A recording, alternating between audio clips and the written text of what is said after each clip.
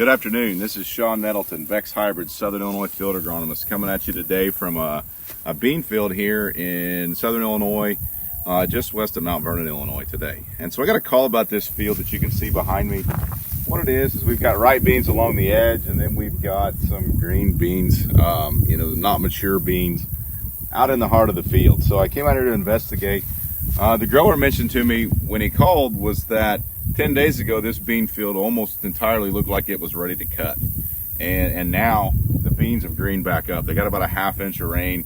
Beans greened back up and took off again. And so we came to investigate. My initial reaction was that the beans weren't maturing. They were actually dying from the dry weather that we've encompassed or I've seen this here fall. And what happened was they greened back up and they're still alive. So we did a little investigation. That's pretty much what I thought was the case, and that seems to be the case.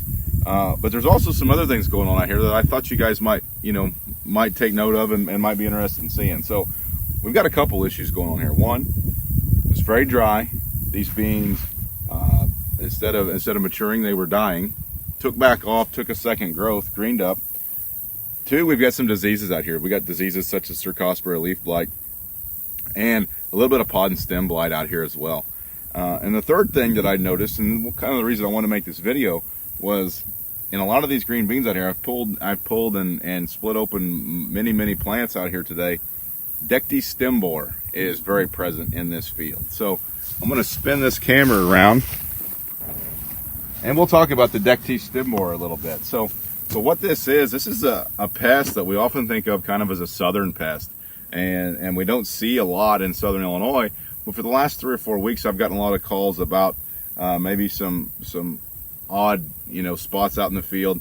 We go out, we investigate, we're splitting stems, and we're seeing a lot of these Dectes Stem Borer. And so what we expect to see there is when you split the stem open,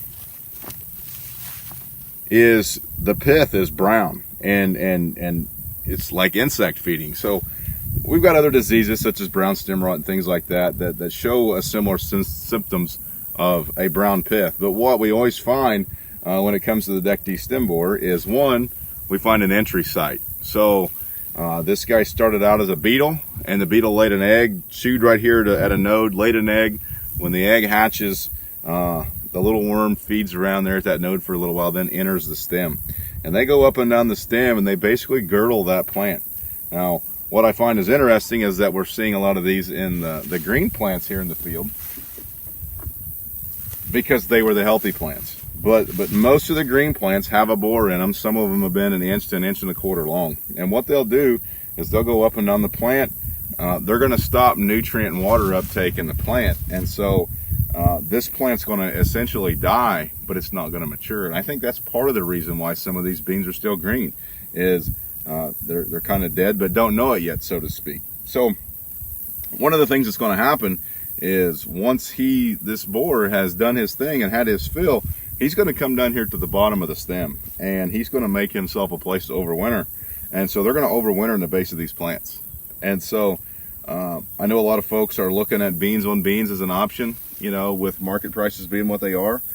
This is something we need to be aware of, as well as the pod and stem blight and some of those things, because not a lot of fungicides are effective on those types of diseases and stem canker and some of that. We've got the stem borers here. They're going to overwinter. There's some things that we need to consider if we're going to consider beans on beans as a rotation. One, we need to manage this residue, and that's the same for the diseases as well as for this insect. If we work this residue up, if we chop it up, if we do some sort of management, we're going to affect the amount of those borers that survive.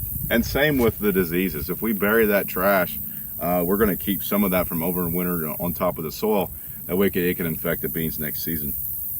The other thing, just kind of an anecdotal thing, is I know we all hate it, we don't like it, but a cold winter would be real nice. That's going to have an effect on a lot of the things such as the borers and the diseases as well, and a lot of other pests that we've experienced in our soybeans, especially those beans on beans scenario. So I wanted to give you a little update on the Dectes Stem Borer. It's not something we see a lot of here in Southern Illinois year after year, but especially in a bean on bean rotation where they could have been here last year undetected and now they've come in and they've attacked the beans that we've got here. But with the dry conditions, they're definitely working on these plants, and they're keeping those beans from maturing properly. So hope everybody has a safe and bountiful harvest, and we'll talk to you soon.